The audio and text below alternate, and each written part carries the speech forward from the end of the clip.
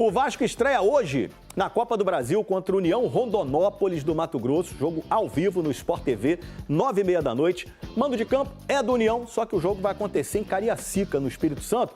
E é pra lá que eu vou conversar aqui com o João Brito, que tem informações do Vasco pra gente ao vivo do Espírito Santo. Tudo bem, João?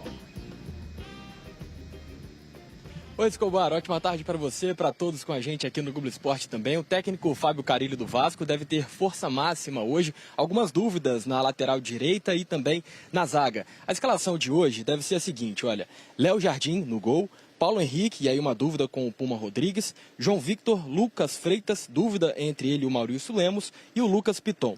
Meio de campo com o Jair, Tietê, Paulinho, Coutinho e também Zucarello. Lá na frente, o atacante argentino Pablo Verrete. Essa deve ser a escalação do Vasco para a partida de 9h30 aqui no estádio Kleber Andrade, em Cariacica, contra o União Rondonópolis. Valeu, João Brito. E é o seguinte, tem novidades entre os relacionados para o jogo, né? Ué, foi embora o João? Foi embora. João foi embora, gente. Então essa pergunta fica para depois. Voltou? Ô, João, voltou você, meu irmão. Relacionados, novidades aí no Vasco, né, querido?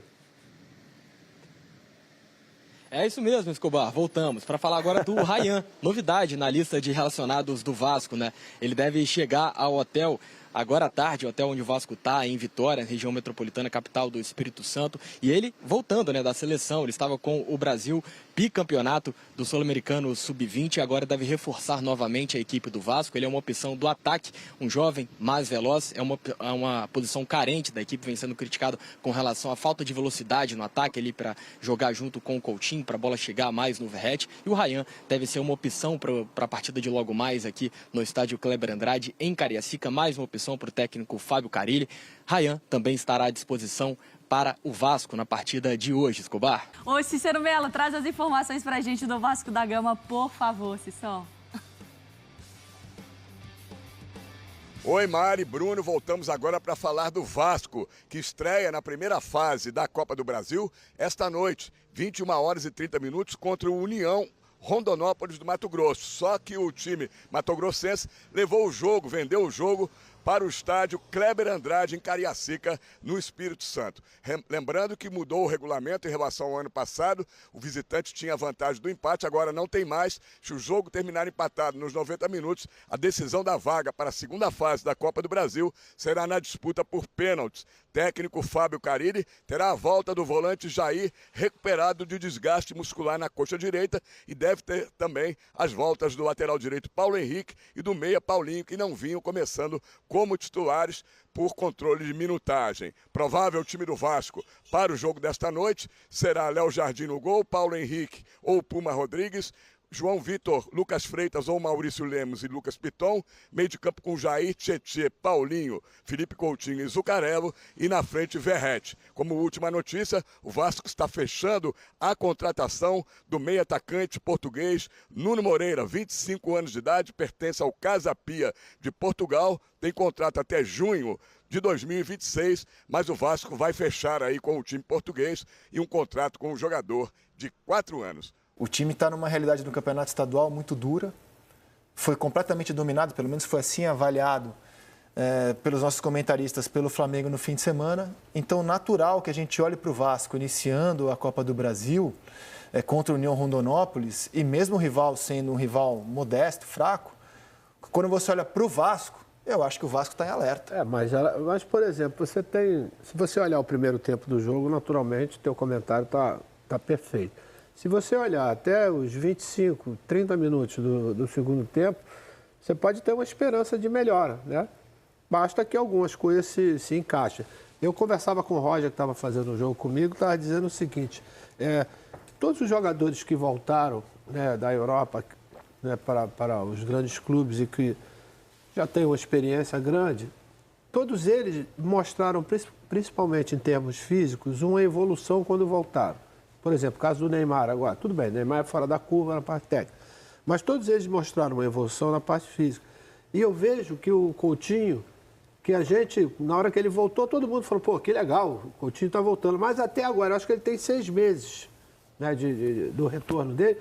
Eu ainda não consegui né, ver aquele Coutinho, não que foi embora porque já era garoto, estava no auge, mas daquilo que eu acho que ele pode dar para o Vasco, por alguma razão que eu não consigo identificar, entendeu? Eu só vejo que os outros que voltaram, por exemplo, Lucas, o próprio Neymar, quem mais voltou? Oscar, que jogam nessa posição, que é onde o cara se torna uma figura principal de todo o mecanismo que vai funcionar. E eu vejo que o Felipe, até agora, ele não conseguiu. Não sei se está faltando força, porque o jogo dele é um jogo extremamente técnico, que ele precisa de força física para que essa técnica dele possa superar. Eu tenho a impressão de que todos esses nomes que você citou, eu não fiz o levantamento de dados aqui, porque estamos ao vivo, mas eu tenho a impressão que de todos esses nomes que você citou, o Felipe era aquele que já fora do Brasil vinha tendo mais dificuldade de ter sequência de jogos. Então ele repete aqui aquilo que já... O Neymar vinha machucado, então o Neymar é caso à parte. Mas o Felipe repete aqui a mesma dificuldade que ele vinha mostrando fora, de conseguir jogar com frequência. Eu acho que existe alguma coisa, não digo na parte técnica, na parte física, pelo menos do que eu tenho visto. E ficou muito acentuado isso no jogo do último sábado. Por quê? Porque a gente via que não tinha desenvolvimento a jogada que ele estava fazendo. Entendeu? Até mesmo, vamos dizer, no desarmes com essa molecada que é toda rápida, dinâmica, que tem sede de roubar a bola do adversário. Quer dizer, ele estava perdendo esses duelos. E isso aí precisa recuperar, até mesmo porque a gente sabe que se ele tiver em condições, ele vai ser fundamental para que o Vasco possa... E a arrumação que foi dada pelo Carille no segundo tempo mostrou, né, que pode fazer alguma coisa diferente. Dá para passar uma borracha naquele primeiro tempo. O Vasco não ganhou um rebote, nem ofensivo nem defensivo. Ele não conseguia sair com a bola lá de trás. Mas a gente exibiu o mapa de calor. Eu vi. E foi aquilo mesmo. Era uma tal de ligação de bola direta. Ela batia e voltava. E a gente viu o pobre do Verratti correr atrás de 3 zagueiros o tempo todo. Aquela falta de agressividade na hora que estava sem a bola, não é você chegar para dar... Não, é você encostar. Não tinha, não acontecia. Perdeu todos os rebotes, ofensivos e defensivos. Quando isso acontece, alguma coisa está... E eu me lembro que no final do primeiro tempo eu falei, precisa do Carille dar uma arrumada nisso aqui, senão não vai... Vai ser um problema grave, porque a quantidade de jogadas que foram criadas, né, não foram aproveitadas, mas que foram criadas, era um problema. E terminou ajustando no segundo tempo. Foi interessante, né, Márcio, que ele conseguiu ajustar sem mexer no time, né? Só as peças. Exatamente, porque assim, normalmente depois de um primeiro tempo daqueles que a gente viu do Vasco, o natural seria o técnico trocar 1, 2, 3 jogadores, né? Você sabe que era o primeiro, que normalmente quando acontece isso, o primeiro que dança é o mais jovem, né? O Zuccarello. O pobre do Zuccarello não jogou, mas ele não tirou. Em compensação, o moleque no segundo tempo começou a fazer Teve uma outra função, né?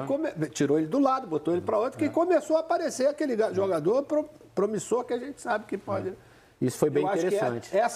Aqueles 20, 25 minutos ali... Foi até a parada técnica, né? Eu acho que o Felipe deu uma arrumada com Aí o Felipe tira... Aí você vê o banco de um e o banco do outro. 3 jogadores do nível e coloca 3 quase do mesmo nível. Então, é isso que aí é o ponto que eu ia entrar no Vasco em alerta. Assim. O Vasco, por questões financeiras, por questões administrativas, o Vasco não consegue dar ao Carille e para o torcedor um elenco à altura da camisa do Vasco.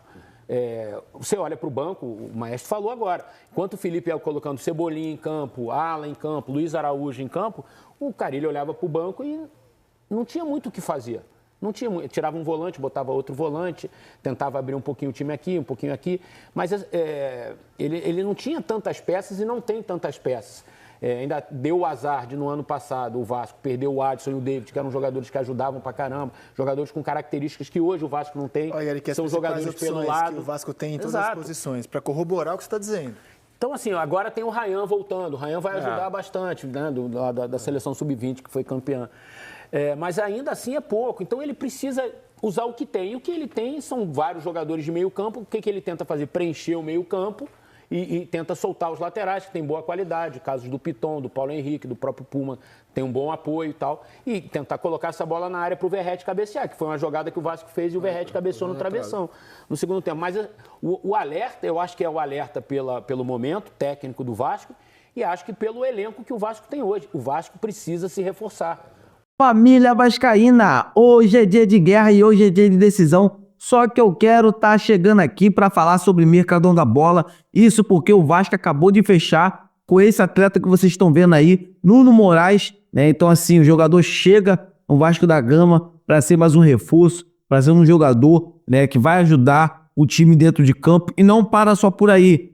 O Vasco também quer a contratação do Pedrinho, não o nosso presidente, mas o Pedrinho, ex-Corinthians e ex-Atlético Mineiro, né? Então, assim, aquele que é um time muito bom de bola, é um jogador que está na mira do Vasco. Então, assim, a pedido do Fábio Carille, que conhece muito bem o jogador desde a época do Corinthians. Então, assim, o Vasco está se movimentando. É claro que o atleta lá onde ele joga, ele é titular, né? Retornar ao cenário do futebol brasileiro não será fácil, mas o Vasco não irá desistir. O Vasco irá fazer de tudo para trazer esse grande jogador para vestir, né, a camisa do Gigante da Colina. Então, assim, informação de agora, o Vasco acaba de acertar a contratação de Nuno Moraes, né, de Nuno Moreira.